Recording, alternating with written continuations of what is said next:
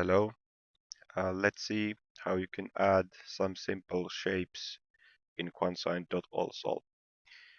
So after you have created your project, you can add new shapes from this list. For example, a box. You can see the box in the transparent mode there. Uh, let's delete that and actually add a sphere. Let's give it a radius of 1.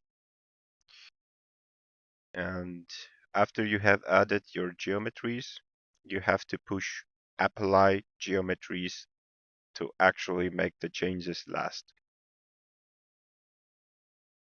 And then you can see that your volumes and surfaces in the entity lists are updated.